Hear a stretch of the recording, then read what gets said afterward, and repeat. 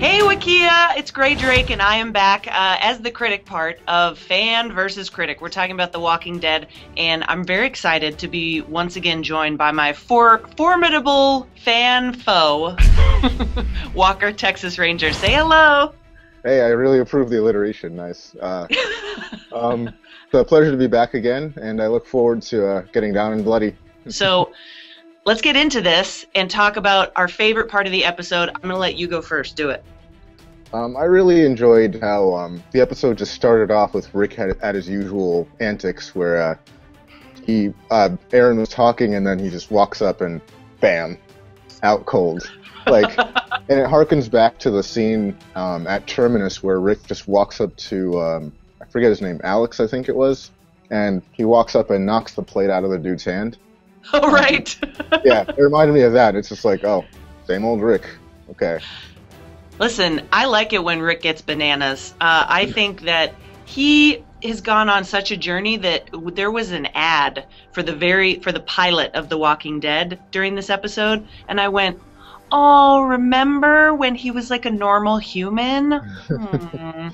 Because he's come such a long way from that, and his beard deserves its own credit. It's like so... One of my favorite parts of this episode, and of the last few actually, is Michonne and how she's evolving as a character, because she was such a lone wolf and she was so she just didn't trust anybody. She was the loner. And now all of a sudden, she's the one that's showing this like real soft side. It's really coming out in a cool way. And as I was watching the episode and she was talking to Rick, I thought, if she is telling you to let it go, you need to let it go. Yeah, absolutely. What a change for that character, right?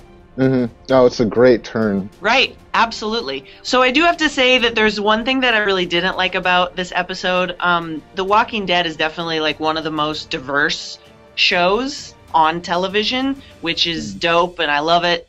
But last night they did something that I felt like was a little too on the nose, which was that the clean-cut guy who shows up looking really perfect with manicured nails, who has a nice house and a lot of photos in his bag that has like artisanal applesauce, is a gay guy. Oh yeah, you can tell, like, if he had those photos, he'd like put them up on Instagram and stuff like that. with his flannel shirts, and so it's bad. Yeah, like the pain in Aaron's eyes is because he no longer has a social media account. Yeah, so here's the thing. Having said that, though, I still don't trust this guy, because I think we're at a point in the show where everyone is horrible still. And so now we just need to find out which way he's horrible.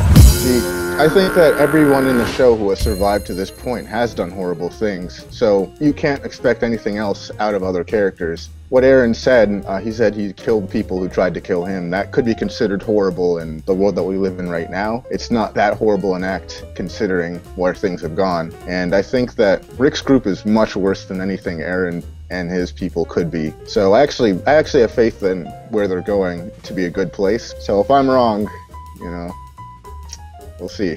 Thank God I'm finally unmuted. Okay, yes, everybody's done horrible things, but at this point in the show, I don't think that we can have another farm season where everything is like pretty cool.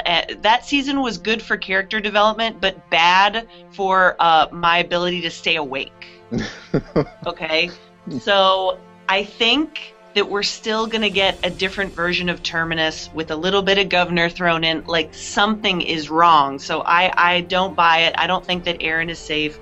And you know what? Maybe these people do have tape recorders that have children playing soundtracks on them, and that's terrible. And that alone is reason enough to not go into their camp. But I do have to say that from the next week's preview, it looks like the decor of their homes is essentially something out of a pottery barn. So that's like a nice change. Yeah.